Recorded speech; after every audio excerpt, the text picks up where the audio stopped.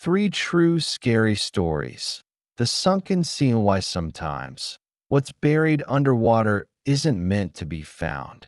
Decades ago, a massive flood swept across northern Europe after a dam collapse. Thousands of people vanished overnight as an entire city was swallowed by the rising water.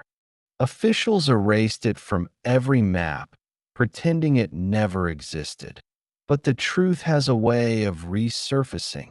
Years later, divers and urban explorers began visiting the area, chasing whispers of a ghost city preserved beneath the lake. They brought cameras, lights, and curiosity. What they found wasn't ruins. It was movement, shapes in the dark, voices that shouldn't echo underwater, and strange figures that seemed to follow them through the streets. These aren't just ghost stories. They're fragments of a place frozen in time, a place that still breathes beneath the surface, a place that doesn't let go. Tonight, you'll hear three terrifying stories from Lirren, the sunken city, where every dive becomes a descent into madness, and every shadow hides something that remembers you. Stay till the end, because some cities don't want to be forgotten.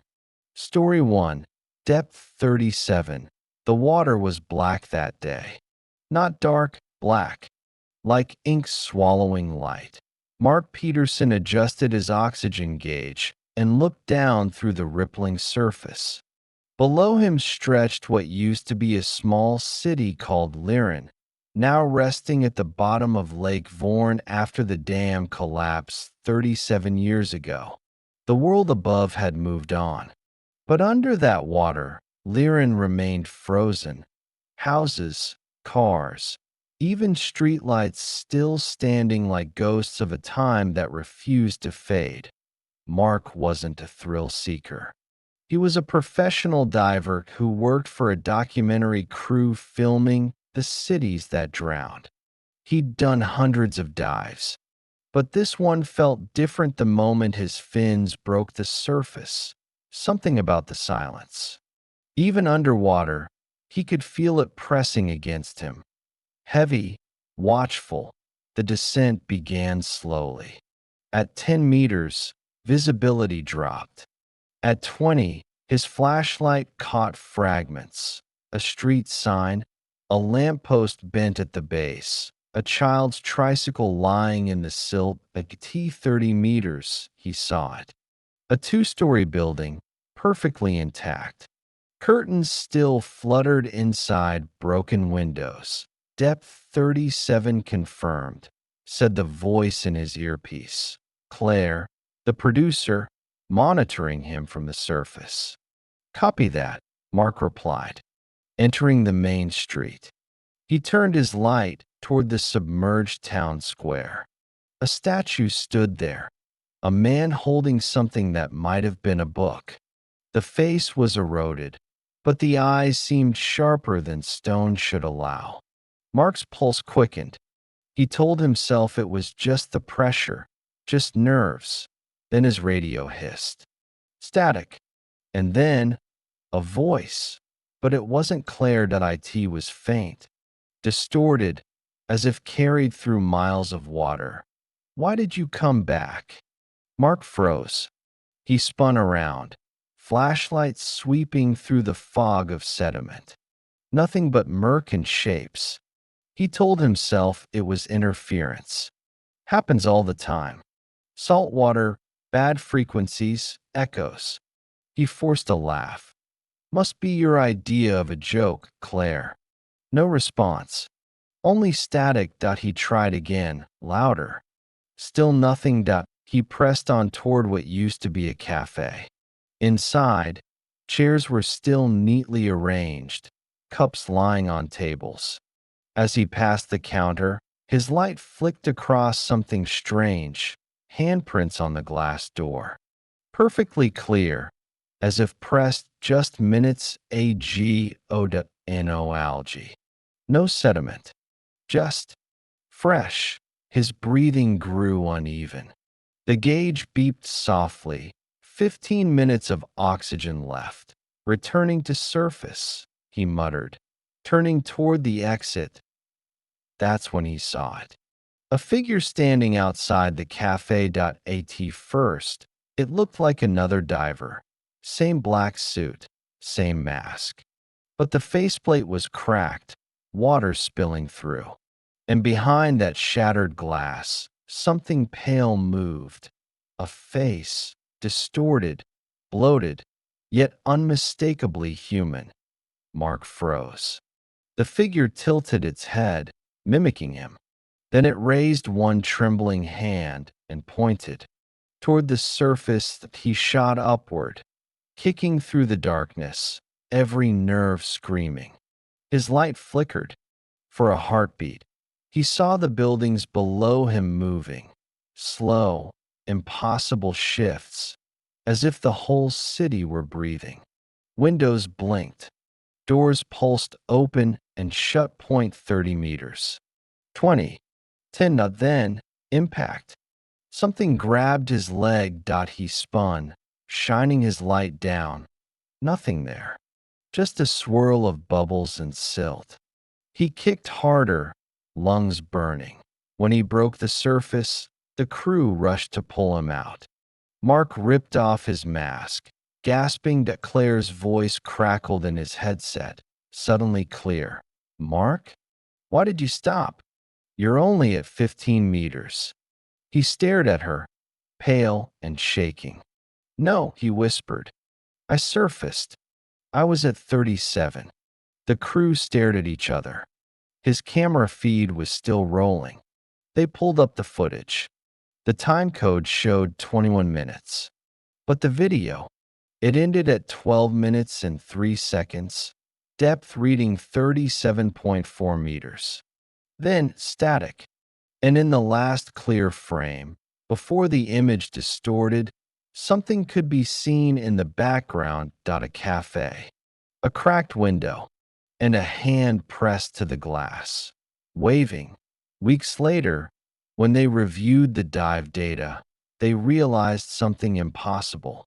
At the time Mark claimed to have surfaced, the sonar still showed a single figure moving at 37 meters, walking through the city, but no diver ever went back down there. The water had gone colder since that day, and the currents carried whispers through the depths, garbled, broken voices on the sonar, always repeating the same phrase. Why did you come back? Story 2. The broadcast. The first signal came at 3:14 a.m. on a frequency no one had used in decades. It was faint, distorted, and cut through a wall of static like a whisper through glass. This is Lirren Public Radio. The time is 6:45. Stay inside. The water level is rising. At first, the technicians at the Regional Monitoring Center thought it was a prank.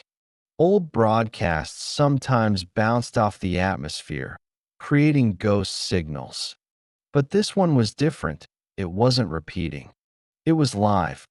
The timestamps kept changing. The voices were trembling, human, terrified. The problem was, Lirren hadn't existed for 37 years. Evan Hall was a radio archivist working night shifts in the basement of the communications building. He loved old transmissions, the hiss of analog static, the low hum of forgotten stations. That night, he was alone. The only light came from the glow of the monitor and the steady pulse of the receiver. Then, through the static, a sound crawled into his headset, a faint piano tune, playing underwater. He froze. It was the Lirren City theme, an old broadcast jingle that hadn't aired since the flood. Evan turned up the volume. The signal was faint but constant. Someone, or something, was broadcasting from deep under the lake. This is Lirren Public Radio. Please, anyone listening, do not go outside. The streets are not safe. The water, it's in the walls. The voice cracked with panic, then cut off. Evan stared at the screen. The transmission coordinates placed it somewhere beneath the lake bed, 40 meters down. That was impossible. He replayed the file. Each time, it was slightly different. New sentences, new background noises. He began recording everything, every frequency spike, every fragment. At 3:42, another voice joined in. Male, calm, distorted by static. We are still here. The city, it's not gone. You just forgot us. The lights flickered. The receiver hissed, and for a split second, the broadcast shifted. No longer an old radio feed, but live breathing. Someone, right next to the microphone, whispering. Evan's stomach turned cold. He looked at the clock. 3:43. He whispered to himself. This has to be a rebroadcast. It's impossible otherwise. Then the whispering stopped, and the voice, calm, human, direct, said his name. Evan, we're waiting for you. The signal cut. He sat frozen, headset still pressed against his ears, heart slamming. His name. He'd never transmitted his name on any open frequency. No one could have known. He pulled the coordinates again. 47. 121 degrees north, 10.04 degrees east. That was the middle of Lake Vorn, the same area where the dive team lost contact with Mark Peterson 6 months ago. Evan knew the story. Everyone did. The diver who claimed he'd seen someone down there. The camera that stopped recording at 37 meters. The last frame with the hand on the glass. Now that same location was broadcasting live radio to BY Sunrise. Evan had made his decision. He packed a waterproof case with a shortwave receiver, a diving helmet modified with an antenna, and an old military battery pack.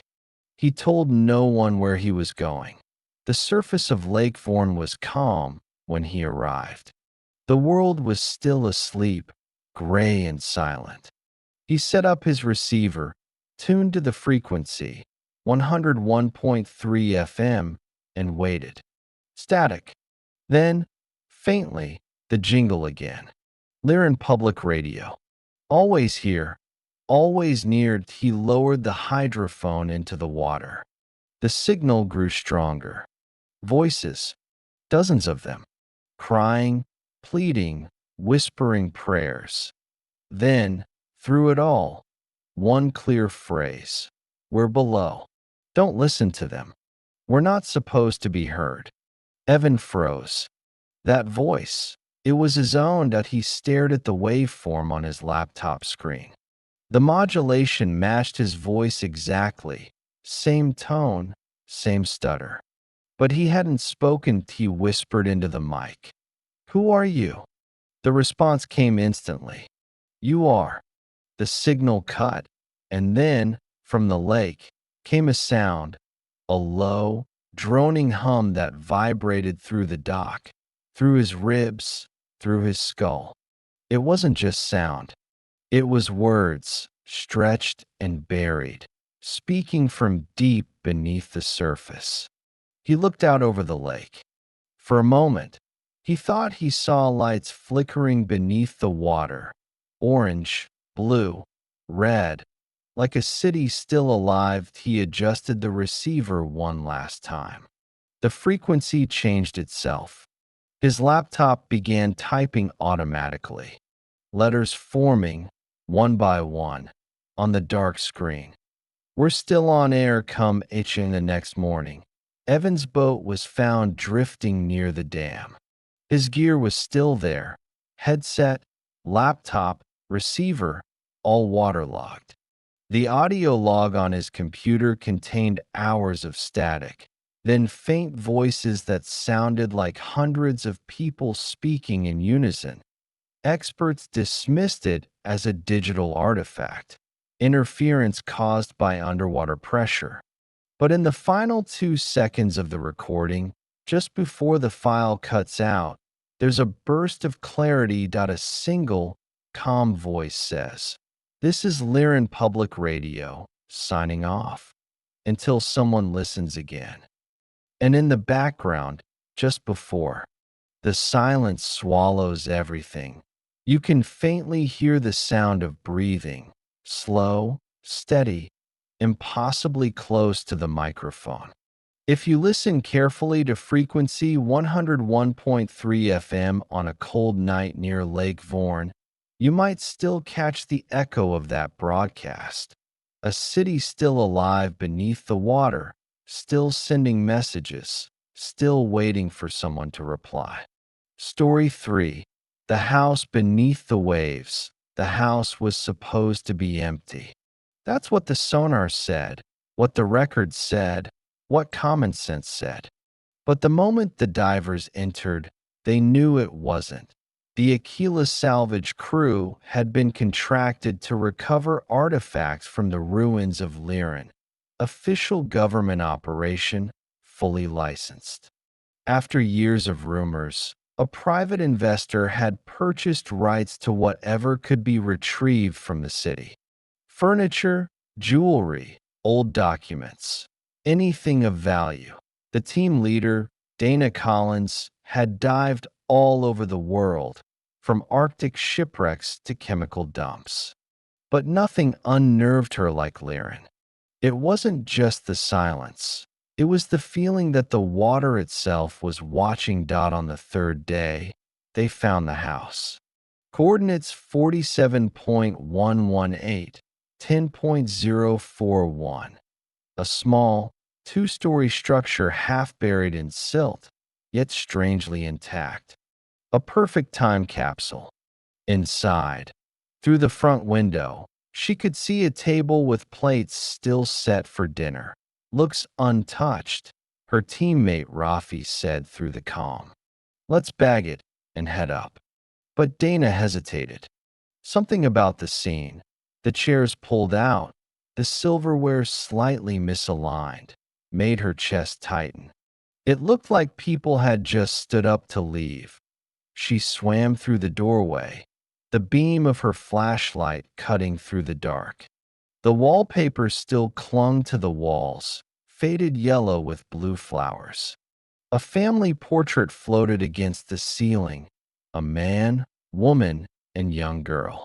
The girl's eyes had been blurred by water damage, leaving only white voids. Then Dana's radio hissed. "Surface to Aquila team. We're picking up interference. You've got." "Wait, voices." Rafi turned, frowning. "Say again, control." "Voices," the surface operator repeated.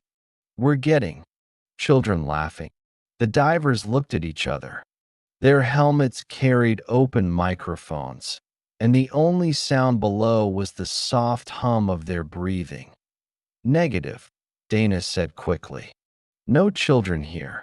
Must be radio bleed." But as she turned toward the staircase, she heard it too. Faint and bubbly, like laughter carried through water. And it was coming from upstairs. They ascended slowly, careful not to stir the sediment. At the top of the stairs, they found a small bedroom. A doll floated near the ceiling, its porcelain face cracked, hair waving in slow motion. Rafi muttered, "Creepy as hell." Dana approached the wall. The wallpaper here was different, fresher, almost new. She brushed her glove over it. The paper tore slightly, revealing a layer beneath, another wallpaper pattern. And under that, another. Dozens of layers, like the house had been redecorated again and again. She peeled more away. Behind the last layer, the wall wasn't plaster. It was flesh, pale and smooth, pulsing softly with each beat of the water's rhythm. Dana staggered back, heart hammering. "What the hell?" The floor groaned. Bubbles rose around them. Then, From the doorway below, something drifted upward, a figure in a white dress, hair floating like seaweed. "Rafi light," Dana shouted. The beam hit the figure's face. A woman, eyes open, mouth slack, skin gray and swollen. But as they watched, her lips moved. Air escaped in a rush of bubbles. A whisper, "Dinner's ready." Rafi screamed, a sound that turned to static as his comm cut out. The woman lunged forward, impossibly fast, arms reaching. Dana swung her flashlight, its beam fracturing across the walls. For a moment, she saw faces forming in the wallpaper. Eyes, mouths, human outlines pressing from behind, as if trapped within the walls themselves. She bolted for the stairs, but the house was changing. The hallway stretched, floorboards twisting like tendons. Doors appeared where there hadn't been any before, opening into darkness. Her oxygen gauge flashed red. 5 minutes left. "Surface, I need extraction." She yelled. "Coordinates. Static." Only static. And behind it, the same child's laughter, now deafening. She burst into the main room, heading for the exit. But the door was gone. In its place was a mirror, cracked and shimmering like liquid. Through it, she saw herself, but not quite. The reflection wasn't wearing her modern suit. It was an older model, corroded from decades ago. And the reflection's hand was moving on its own, tapping against the glass, beckoning. "Let me out." Dana shook her head violently. "No, no, that's not." The reflection smiled, and the glass rippled outward like water that a hand shot through, gripping her wrist. Cold, strong, human, she screamed, kicked, tried to pull free. Her helmet cracked against the doorframe. The water around her churned with silt and bubbles. Then everything went black. When she woke, she was on the surface, gasping. Rafi was gone. The crew found her drifting near the buoy line, half conscious. Her oxygen tank was nearly full, which made no sense. The dive computer showed only 10 minutes of recorded footage, even though she'd been below for almost an hour. When they reviewed her helmet camera, most of the footage was static. But in the last few seconds, there was a clear shot of the mirror, smooth, reflective, still.